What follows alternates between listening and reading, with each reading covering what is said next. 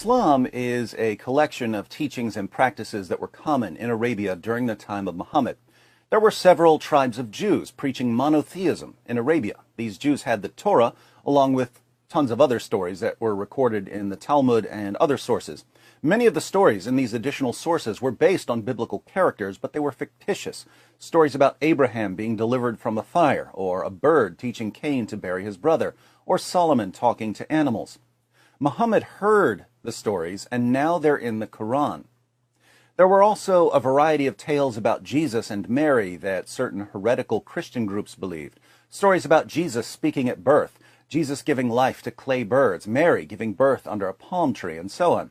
No historian on the planet believes that these stories are authentic, but they were popular in Arabia during the 7th century. Muhammad heard them, and now they're in the Quran. In Surah 18, Allah tells us that Dhul Qarnayn, the Arabic name for Alexander the Great, traveled so far west, he found the place where the sun sets. This was a popular story during Muhammad's lifetime. Muhammad heard it, now it's in the Quran. The Quran even claims that Alexander the Great was a devout Muslim, when we know historically that he was a complete pagan. During Muhammad's time, the Sabians, who are mentioned several times in the Quran, recited a creed. La ilaha illallah, there is no God but Allah. Muhammad heard this creed and simply added the words, and Muhammad is his messenger. The Sabians also prayed at all 5 of the times Muslims prayed during their prescribed daily prayers.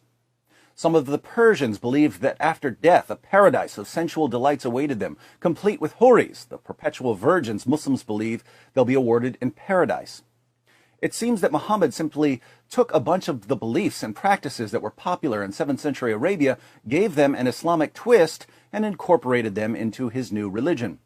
The pagans, by the way, thought this was hilarious. They regularly made fun of Muhammad for believing everything he heard, so they called him the ear.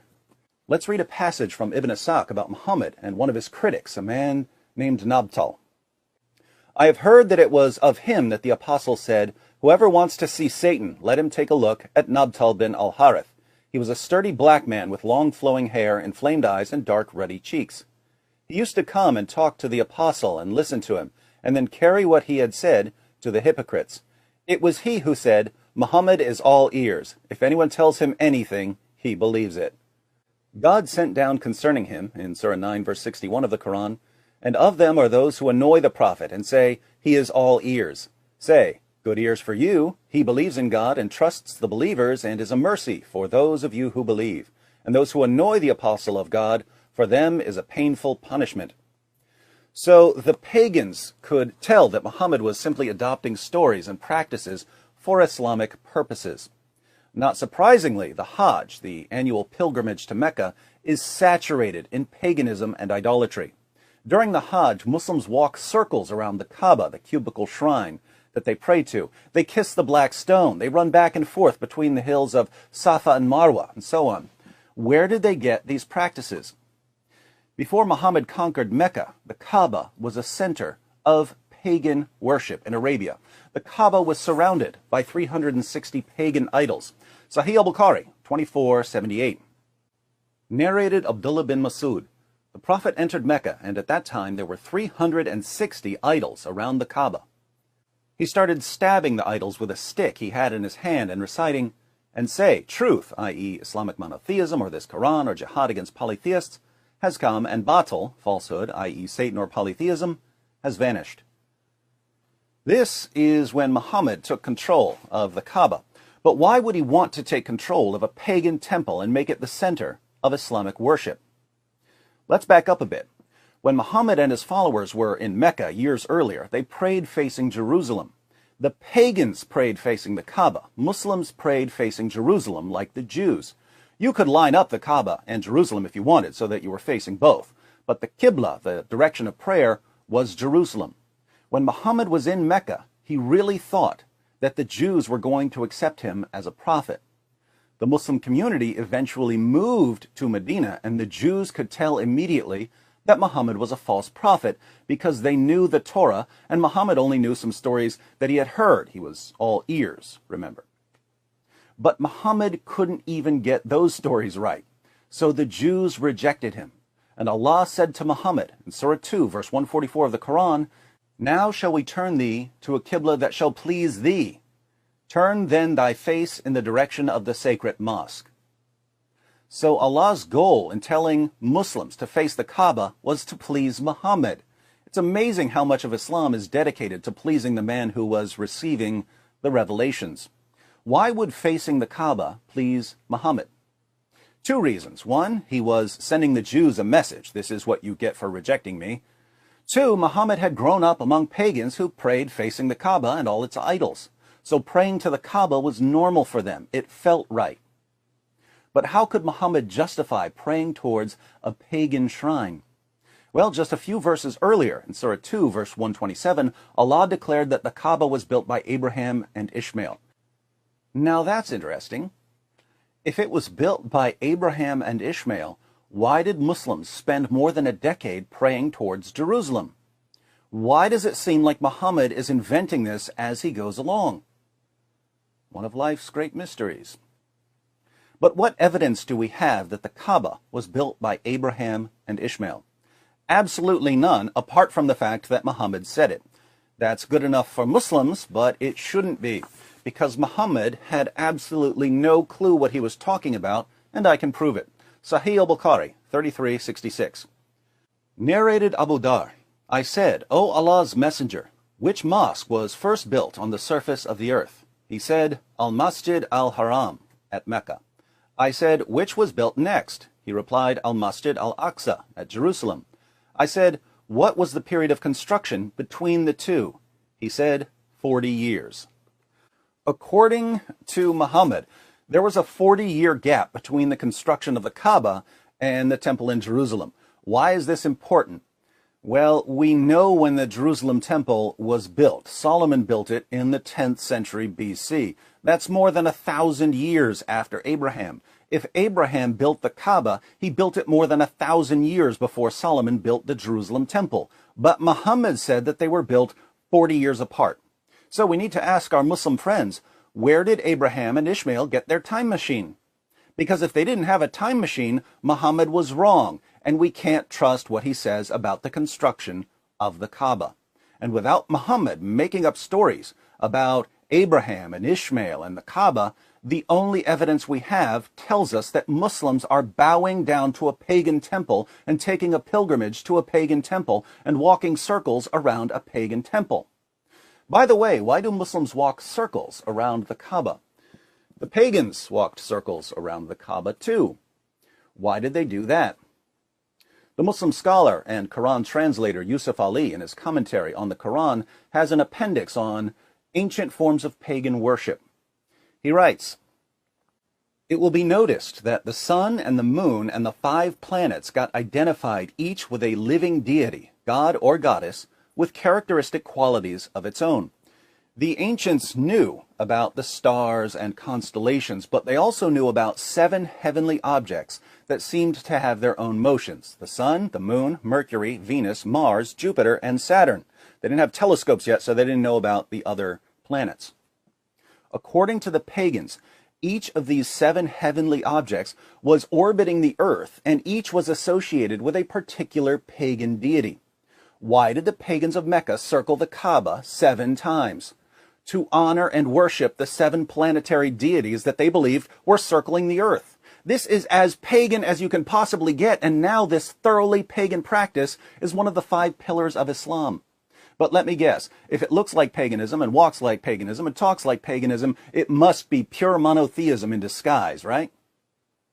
When they visit the Kaaba, Muslims do their best to kiss the black stone. That's funny, the pagans of Arabia used to worship stones too. Sahih al-Bukhari, 4376. Narrated Abu Raja al-Utaridi, "We used to worship stones, and when we found a better stone than the first one, we would throw the first stone and take the latter. But if we could not get a stone, then we would collect some earth, i.e. soil, and then bring a sheep, and milk that sheep over it, and perform the tawaf around it. When the month of Rajab came, we used to stop the military actions, calling this month the Iron Remover, because we used to remove and throw away the iron parts of every spear and arrow in the month of Rajab." What did the pagans worship? A stone. and they would trade that stone for a better stone to worship. When does that process stop? When you get to the best stone, the black stone at the Kaaba. That's what the pagans did. What do Muslims do when they get to the Kaaba? They kiss the black stone. It's as if Muslims are saying, we want to be as idolatrous as possible, but we're still not idolaters. Interestingly, even Muhammad's companions understood that kissing the black stone was idolatry, but they kept doing it anyway because Muhammad had done it. In Sahih al-Bukhari, 1597, we read, narrated Abbas bin Rabi'a, Umar came near the black stone and kissed it and said, no doubt I know that you are a stone and can neither harm anyone nor benefit anyone. Had I not seen Allah's messenger kissing you, I would not have kissed you. This is Umar, the second rightly guided caliph, saying that he knows he shouldn't be kissing a pagan idol like the black stone, but he does it anyway because Muhammad did it. But there's more idolatry during the Hajj. When the pagans took the pilgrimage to Mecca, they would run back and forth between the hills of Safa and Marwa. They ran back and forth between them to honor the pagan idols. Yusuf Ali comments on Surah 2, verse 158 of the Quran, the virtue of patient perseverance in faith leads to the mention of two symbolic monuments of that virtue.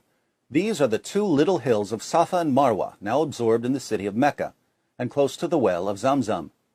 Here, according to tradition, the lady Hagar, mother of the infant Ismail, prayed for water in the parched desert, and in her eager quest round these hills, she found her prayer answered and saw the Zamzam spring. Unfortunately, the pagan Arabs had placed a male and a female idol here, and their gross and superstitious rites caused offense to the early Muslims. Now, how do we know that Hagar and Ishmael were ever at these hills? Because Muhammad said it, right? And Muhammad's the guy who thought that Abraham and Solomon lived 40 years apart and that Alexander the Great was a Muslim? Least reliable source of historical information ever. But what do we actually know here? We know that pagans used to run back and forth as part of their idol worship. And the early Muslims knew this as well. Sahih al-Bukhari, 3847.